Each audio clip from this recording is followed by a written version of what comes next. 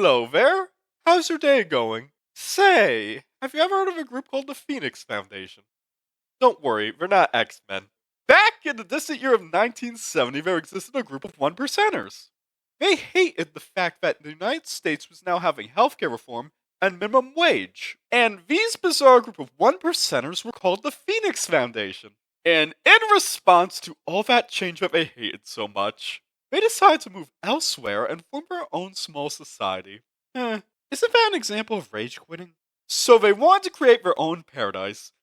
A new paradise without taxes, welfare, and economic intervention.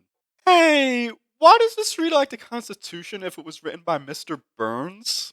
Next, they wanted to form a nation called the Republic of Minerva. However, they didn't realize that their understanding of economics was very underdeveloped. Oh, and also, starting society anew is harder than it looks. The first attempt by the Pheonix Foundation to form their promised land was to squat on an artificial island. Unfortunately for all the one percenters taking photos on that day, this land was not owned by any of the multimillionaires. Instead, it was owned by the King of Tonga. Oh, and the king was so angry that he decided to show up in person with a paramilitary group and tore their flag to shreds, while escorting them with heavily armed men to make sure they wouldn't do anything funny.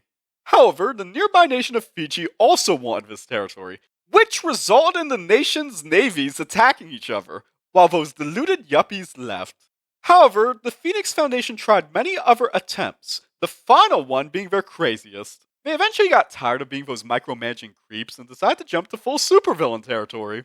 In one final attempt to find the Republic of Minerva, they decided to target the new nation of Vanuatu. At the time, Vanuatu's authorities were having trouble with a cult. This cult was led by Jimmy Stevens. Jimmy Stevens was a one-time bulldoze operator who decided to reinvent himself as an impersonator of Charlton Heston in the film 10 Commandments and saw himself as the scourge of the earth. And in an act to cement their infinite ineptitude, the Pheonix Foundation thought it was a great idea to form an alliance with such a gentleman. After securing an agreement with Mr. Stevens, they decided to give him enough weapons to overthrow the government. According to what the Foundation estimated at the time, Jimmy Stevens was invested $250,000 worth of weapons and resources. This made Jimmy one of the richest men in the South Pacific. A massive rebellion finally broke out in 1980, and it would have worked too, and the Foundation may have gotten away with it. But there was one thing that everybody saw coming that they didn't.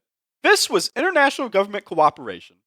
You see, Vanuatu realized that they were simply outgunned, so all they had to do was call their neighbors in Papua New Guinea to send army men to vanquish Jimmy Stevens' cult. And it worked because Jimmy Stevens eventually surrendered when his general was killed with a hand grenade. As for the Pheonix Foundation, they faded away.